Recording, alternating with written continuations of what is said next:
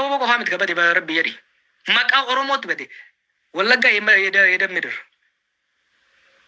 حريرو أمارا في أورومو أدى فجيسو قفصون تاني مكا أورومو كان بلسد كاي ساني تو جرتي دري موتوما تناتو أما مو غير غلانيت فانو دوما فانو نمو كان كنقولو في وان بسم أورومو يسمي دفيد أوانجرو كاس ورين غير موتوما تنجرن جوكوت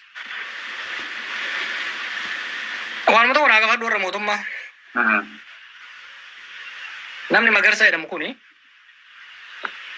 موتوما تركينة ممكن نكون على أقول سجل سامبودا من دفمي إرجامي من إرجامي سورة ما سند بودا نتريفتا مغرسان كون سامبودا مليشان كابدي مون كابني أبريل دبر كنا كيس أبلا كيس إرجع كابي بودا سيرا في الديان أكا مغرسان نما فت أجرو ومن جدا أيانا أكو مكا فكذا سنتي بيك warri maatiin irraa dhume kan irraa saaman by the way gaafa lola inni irratti boojame kana booda midhaan isaa makkalaakaadhaan eeggamet investara beeki namichi kun riphee lola faannolleedha investarallee horru guddaa qabu makkalaakaadhaan eeggamet ooraal hin fe'ameef nan soobee ummanni kana ragaa ba'u if I lied about this warri mootummaa kanan goone haa jedhanime namicha kanan beeynu namichi kun namichi golf clubin turre atin kutu wajjin namni waggaashan maqaa faannoo ati ummata keenya fixaa ture osoo dhugaayyuu ta'e odootumsi waraanaa kun uumame miskiina waan beeyne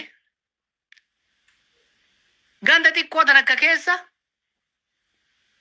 carraaqqatee lafa dhiibee jiraatu fixuun maal jechuudha makalaakaan Itoophiyaa diroonii qaba taankii qaba riphee lolaa dhaqee dhukkee irraa kaasu har'a korraan qabu san abbaa qawwee qabatee mootummatti kee mootummaan ofirraa haleeluu mirga qaba kun rakkoon qaba garuu riphee lola maal lamannatti ol ta'a walittan isaan buusa jechuudhaaf konsekwensiin isaa gaafa oboon wallagga keessatti itti cimaa dhufe amaara kana itti kakaasuudhaafi maqaa balleessuudhaaf faranjii biratti yaadanii dhumaatiin lafa tolee jedhamtutti bakka adda addatti isaan mootummaan kun naannesse. By the way beekan hold godha jira malee warri ajjeecha san keessatti hirmaatallee intarvii godhan jira. Warra oboo fakkaatee hirmaates intelligensii keessaa warra achi keessa tures odeeffannoo Oromiyaa keessaas warra hirmaates dhaaf intarvii godhan. Warra alaatiifis kennaatiin jira jechuudha. Lammiileen miskiinni amaaraa dhumuu qofa osoo hin ta'in yeroo san ji'a lama Oromoo dhuma. Ji'a lama Oromoo dhuma. Eenyu ajjeefama? Humna isaan hidhachiisanii. Seera biyyattii tiras kan jiru akkasiidha. Humna kootii ol jedhee naannoon gaafa fayyannoo dhiyeeffate warri federaalaa humna federaalaa yookiin immoo raayyaa ittisa biyyaa yookiin poolisii federaalaa erguu danda'u kan jedhutu jira. Eega kaaftee siifin gadi dhoosa ka. Wallaga keessatti makalaakeen woboodhaan waldhaa. Iyyamamne. By the way naannoon tokko gaayamu makalaakeen alaasiin bidhee yaame Shimallis fakkeenyaaf godina kanatti lafa teessuma kanatti jedha malee riphee lola abalu jedhu dha'iiti kaabalu jedhu hin dhayin jechuu hin danda'u. Yoo jedhe Shimallisuu maal yaadeeti? That's not true.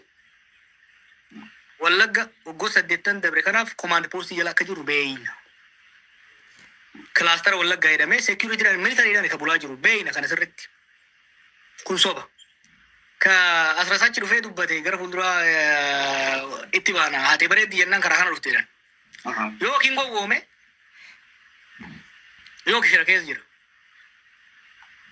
Odeeffannoon an qabu yaadatta amma ifa taate waa'ee warra jara gullallees waa'ee fakkaataa sammuturoo garamni himu waggaa marroo wayi waatu namni dhugaatti fakkaatan turre.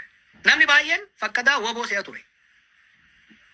Successfully infiltrate amaari naannoo sanii waboon nujjeessaa ture nujjeessaa jira jechaa ture. Oromoo meeqa ka waraana dhugaa se'ee fakkaataa jalatti seenee dhume.